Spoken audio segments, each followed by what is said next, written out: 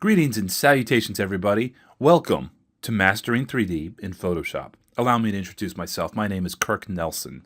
I am a professional graphics designer with over 15 years of experience. I've won several awards and gotten a little bit of recognition here and there. I'm also a frequent instructor here at Tuts Plus, and I have been published in international trade publications over 200 times. I am an Adobe certified expert in Photoshop, and I'm here today to introduce you to the wondrous world of 3D tools in Photoshop. Now, one of the things about the 3D features in Photoshop is they're not as mature and robust as the other features when it comes to image editing, but they are quite powerful. There's a lot that you can do, and we'll explore the majority of the features that will help you out with your digital designs. Now, if you've ever tried to take a look at some of the features in Photoshop, you may have been intimidated. They're not the most intuitive things either.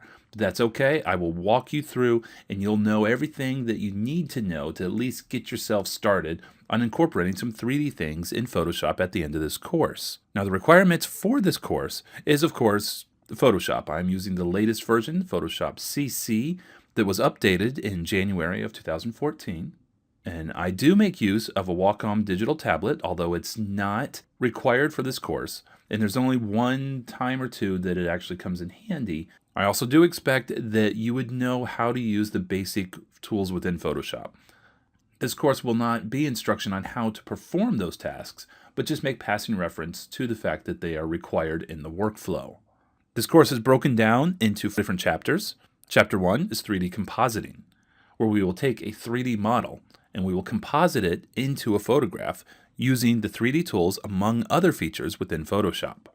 Chapter 2 is another popular project, the planet, where we will create our own 3D planet using the 3D features within Photoshop and add a fun little sci-fi force field around it. And the last chapter is a handful of techniques that I call getting creative. These are features in Photoshop that don't really fit in the previous 3 projects, but are worth knowing about. Now, before we begin, I want to point out that my entire goal for all my courses is that you learn and grow. I'm not as concerned with the final products of your artwork, more so that you pick up some new skills, that you expand your abilities as an artist. And that's my primary job here, is to present material so that you may do that. Now, 3D can be a lot of fun in Photoshop. It may look intimidating, it may look unintuitive, and in some cases it really is. But don't worry about it. I'll help you through this every step of the way. So let's go ahead and get started. Go ahead and launch Lesson 2, and we'll start exploring the 3D workspace.